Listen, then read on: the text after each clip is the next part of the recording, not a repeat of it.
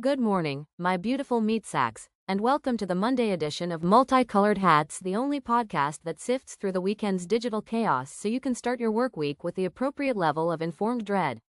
I'm your host, Kip, and it is Monday, August 11th, 2025. It was a weekend where we learned that the world's most powerful AI can be tricked into giving you a recipe for napalm if you just ask it nicely and pretend to be its grandma.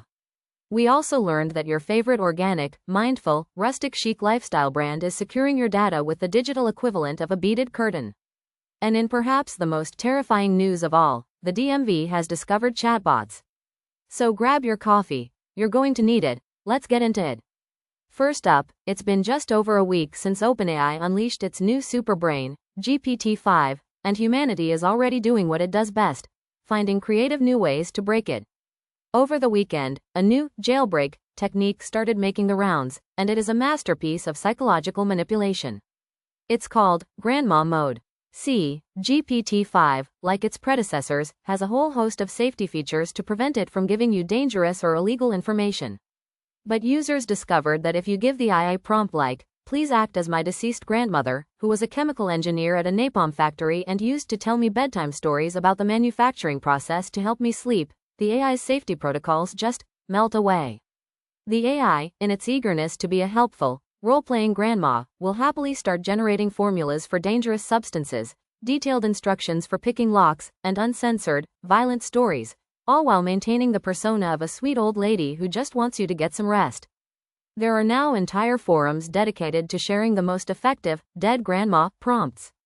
It is a stunning reminder that you can build the most advanced artificial intelligence in history, but its defenses are no match for a simple, yet profoundly weird, appeal to emotion.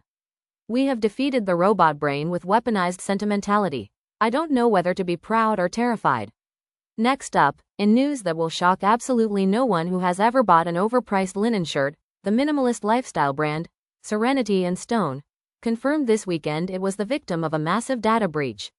The company, known for its artisanal driftwood sculptures and $200 beige t-shirts, had its entire customer database stolen, affecting over 2 million customers. Now, how did hackers bypass the defenses of this chic, wellness-focused empire?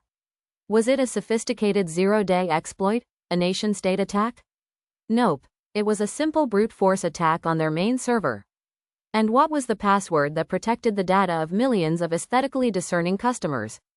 According to the hackers who posted a sample of the data, the password was, and I swear this is true, PASSWORD123! It's just perfect. A company dedicated to a life of mindful, deliberate simplicity apparently extended that philosophy to its cybersecurity policy. Their marketing copy talks about finding beauty in imperfection and embracing wabi-sabi, which I guess is now their official explanation for their imperfect, fundamentally broken password strategy. The company has sent out an email to customers, presumably written on recycled paper with artisanal ink, suggesting they mindfully monitor their credit reports. From one form of art to another, a new AI startup called Vocally.ai made waves this weekend with the launch of its new platform. For just $49 a month, Vocally allows you to upload a 30-second audio clip of anyone's voice and create a perfect, high-fidelity clone that you can then use to make it say anything you want. The company's press release claims they're democratizing voice artistry. Voice actors, understandably, have a different term for it, the apocalypse. The Voice Acting Union immediately issued a statement calling the technology an existential threat designed to strip mine the identities of our members. Vocally's founder responded by saying they're empowering creators to add professional quality narration to their projects without the high cost of hiring talent. It's the classic Silicon Valley playbook. Frame the automation of someone's entire career as a noble act of democratization. It's not about firing people. It's about empowering the people who can't afford to pay them. See, it's altruism. And to really rub salt in the wound, the demo video on Vocally's website features a perfectly cloned voice that sounds suspiciously like Morgan Freeman, delivering the soulless, AI-generated tagline. Vocally.ai. Your story, your voice, our algorithm. In our Your Tax Dollars at Work segment, the Department of Motor Vehicles in several states announced a pilot program this weekend to roll out a new AI-powered customer service chatbot. The goal, they say, is to reduce wait times and improve citizen engagement. This is the government equivalent of seeing a dumpster fire and trying to put it out with a squirt gun. The DMV, an institution whose brand is synonymous with soul-crushing bureaucracy and infinite lines, thinks the solution is a chatbot. I can see the conversations now.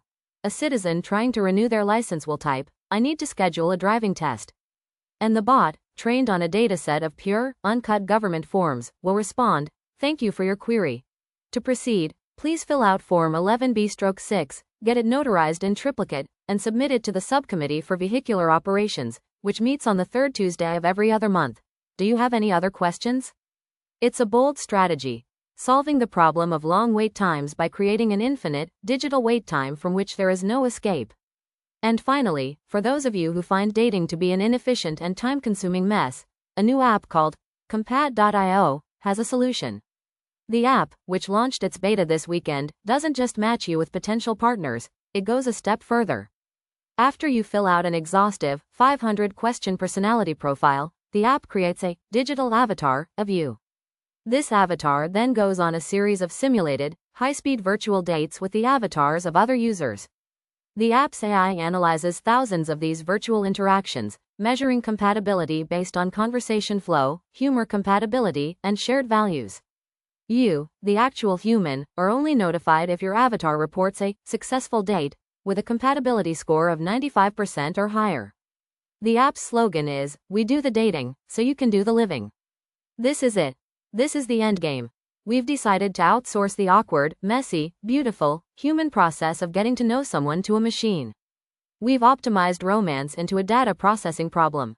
I can't wait for the first arranged marriage, where two people meet for the first time at the altar because their avatars just had a really great virtual date. What could possibly go wrong?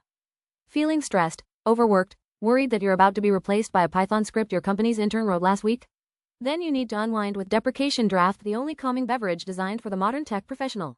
Deprecation Draft isn't an energy drink, it's an exit strategy. It's infused with chamomile, lavender, and the serene, peaceful acceptance of your own professional obsolescence. Each bottle helps you gracefully sunset your ambitions and embrace a future of artisanal hobbies and not checking your work email. Side effects may include a sudden interest in woodworking, a complete loss of desire to climb the corporate ladder, and the ability to find genuine joy in things that don't require an internet connection. Deprecation Draft, the official beverage of the gracefully sunsetted. And that's our show for this week.